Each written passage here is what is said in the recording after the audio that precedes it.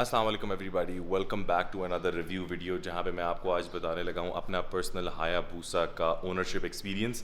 In the past 2.5 years मैंने कैसा feel किया इस बाइक को ओन करके और क्या क्या चीज़ें मैंने देखी इस बाइक के बारे में जो मुझे इससे पहले नहीं पता थी।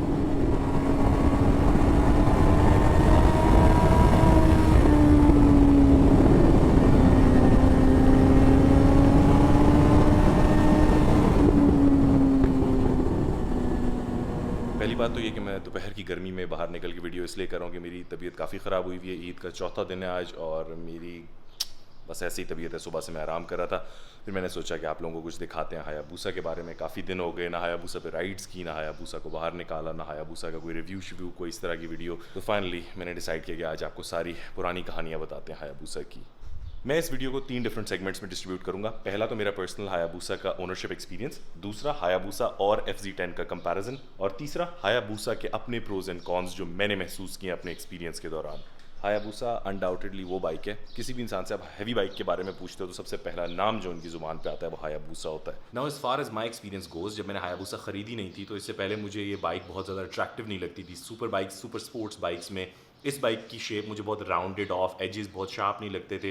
मुझे डुकाटीज़ R6, R1 इस तरह की बाइक्स बहुत ज़्यादा पसंद आती थी। और ये बात मैंने कई पुरानी वीडियोस में जिक्र भी किया है, हायाबूसा को बहुत ज़्यादा आउटराइट खूबसूरत बाइक्स में से नहीं नज़र आती थी मुझे। लेकिन ये मेरा अपना पर्सनल ओपिनियन है, लोगों को बाकी सब बाइक्स में से आउटराइट हायाबूसा ही पसंद आती है, वो उनका अपना शौक है। लेकिन जहाँ तक बात आ रही है ओनरशिप एक्सपीरियंस की, तो मैंने ये बात ज़रूरी बतानी है कि मैंने ये बाइक क्यों ऑप्ट की बाकी बाइक्स के मुकाबले में। जिस वक्त मैंने ये बाइक ख़रीदी थी मेरे पास एक जिक्सर 600 था, और जिक्सर 600 के बाद डायरेक्टली जब इस बाइक पे मैं आया तो ज़मीन आसमान का फ़र्क महसूस हुआ मुझे। सारे इलेक्ट्रॉनिक्स, मॉड्स, कंट्रोल्स, सारी चीज़ें सेम थी, लेकिन पावर में आउटराइट फ़र्क आपको इसलिए महसूस होता है कि इंजन साइज़ डबल से भी ज़्यादा हो जाता है। आपकी जिक्सर 600 600 सीसी होती है, जबकि आपकी हायाबूसा 1340 सीसी है। अब मेरा पहला एक्सपीरियंस था पहली दफ़ा जब मैंने हायाबूसा चलाई। हम लोग सारे पिज़्ज़ा खाने के लिए गए हुए थे, यहाँ बहरिया फ़ेज़ 4 में किसी पिज़्ज़ा जॉइंट की ओपनिंग थी। अली दोस्त है मेरा, अली सोहेल, जिससे मैंने बाइक ली थी। अली मुझे कहता है कि यार एक काम करते हैं, बाइक स्विच करते हैं। और मैंने अली की बाइक चलाई, बहरिया के गेट तक अली ने मेरी बाइक चलाई। यार 2 मोड़ों के बाद ही मुझे समझ आ गया था कि ये बाइक बेहद खौफनाक बाइक है।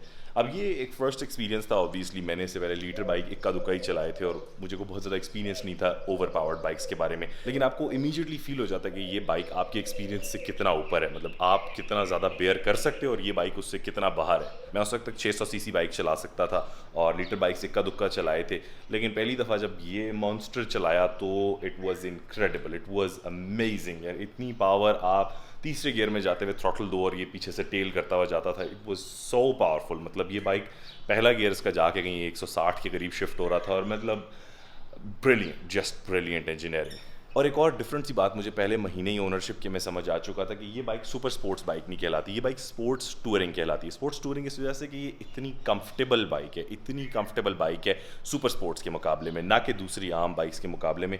ये बाइक आपको राइड करते हुए फील ही नहीं होने देती कि आप एक सुपर स्पोर्ट्स पे बैठे हो या एक स्पोर्ट्स बाइक पे बैठे हो, फॉर दैट मैटर एक सुपर बाइक पे बैठे हो। इतनी पावर के साथ, इतनी ज़बरदस्त एरोडायनामिक शेप के साथ आपको महसूस ही नहीं होता कि आप टक होके आप एक वो एबनॉर्मल सी टक पोजीशन, एक एबनॉर्मल सी रेसिंग पोजीशन में बैठे हुए हो। खैर इस बाइक की तारीफ़ों में तो मैं दिन रात एक कर सकता हूँ, जितनी मुझे इसकी पावर पसंद आती है, जितना मुझे इसका गियर रेशो पसंद आता है, जितनी इस बाइक की मुझे फॉरगिविंग नेचर पसंद आती है कि ये आपको कभी भी झिड़कती नहीं है, कभी भी आपको एकदम से पनिश बैक नहीं करती, जितना मुझे इस बाइक की स्टेबिलिटी पसंद आती है, जितनी मुझे इनके लीन एंगल्स पसंद आते हैं। मतलब आई एम सिंपली अमेज्ड। ये बाइक जो एक पूरा पैकेज देती है आपको सारी चीज़ें मिला के।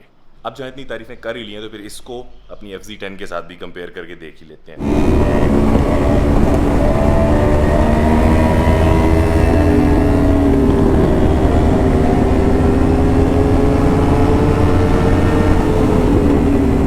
मेरा FZ10 का जो एक्सपीरियंस है इट्स इनक्रेडिबल, नो डाउट। मैं अपनी वीडियोस भी ज़्यादा FZ10 पे लगाता हूँ, मैं तारीफ़ें भी ज़्यादा FZ10 की करता हूँ। देयर इज़ नो डाउट कि मुझे FZ10 बहुत ज़्यादा पसंद है, लेकिन उसकी वजह डिफरेंट है। उसकी वजह ये है कि जो FZ10 मुझे मॉड्स ऑफर करती है, ट्रैक्शन कंट्रोल, पावर मोड्स, इसके अलावा ABS ब्रेकिंग, ये सारी चीज़ें 2011 मॉडल हायाबूसा आपको ऑफर कर ही नहीं सकती। और वो सारा कुछ ऑब्वियसली एक कॉम्प्रोमाइज़ है। अगर आपने इतनी स्ट्रेट्स की स्पीड लेनी है तो फिर ऑब्वियसली आप इतनी मैन्यूवरेबिलिटी, इतना कंट्रोल, इतनी कंफर्ट और इतने अच्छे मॉड्स नहीं ले सकते हो उन पैसों में। मतलब आपको ऑब्वियसली अगर आपने अपग्रेड करना है तो मॉडल सबसे पहले देखते हो। अगर आप हायाबूसा में भी अपग्रेड करोगे तो ज़ाहिर सी बात है 2011 से ऊपर की को मॉडल की देखोगे।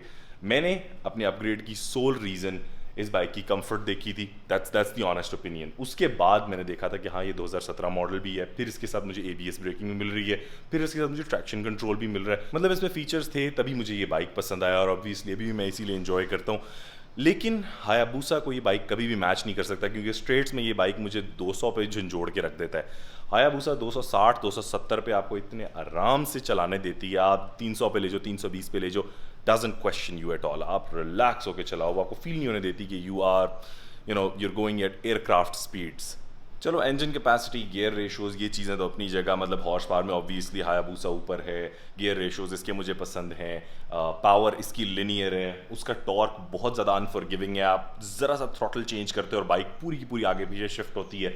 बहुत सारी चीज़ें ऐसी हैं जो मुझे इसकी जेन्युइनली पसंद है, और बहुत सारी चीज़ें हैं जो उसमें अपग्रेड करके मुझे ज़ाहिर फ़ायदा होता है। लेकिन फिर भी अगर आप हायाबुसा को कंपेयर करो बाकी सुपर स्पोर्ट्स के साथ या बाकी स्पोर्ट्स बाइक्स के साथ, तो there is absolutely no question. 2011 की कोई और बाइक ऐसी नहीं है जो मैं कभी प्रेफर करूँगा, शायद 2012 भी नहीं, शायद 2013 भी नहीं, कोई ऐसी बाइक जो मैं इसके मुकाबले में प्रेफर करूँगा against a Hayabusa, genuinely honest opinion.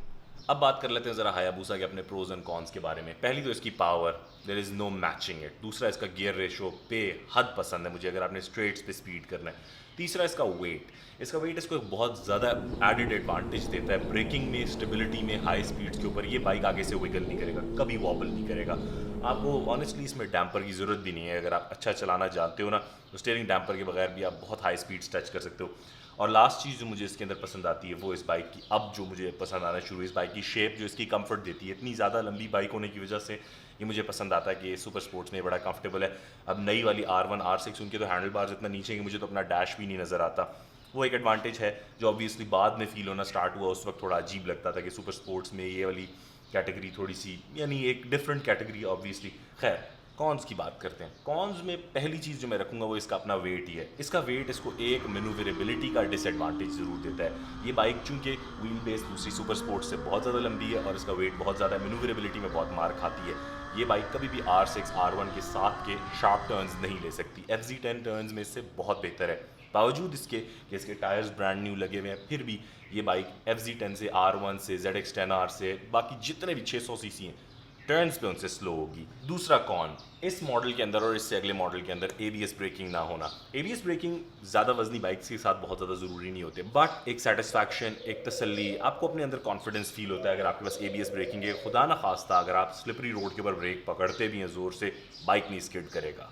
और इसका लास्ट कॉन जिसने मुझे बहुत ज़्यादा तंग नहीं किया लेकिन दूसरे राइडर्स को करेगा, वो इसकी लंबी व्हील बेस है। लंबी व्हील बेस होने की वजह से इसका हैंडल बार बहुत आगे है और हर राइडर के लिए कंफर्टेबल नहीं होता इतने आगे हाथ रीच करके और उसके बाद कंफर्टेबली बाइक चलाना।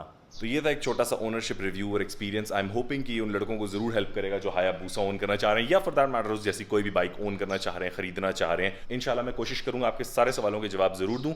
टेक केयर एवरीवन, मुझे दुआओं में याद रखिएगा। इंशाल्लाह फिर किसी अच्छी वीडियो में मिलते हैं। अल्लाह हाफिज़।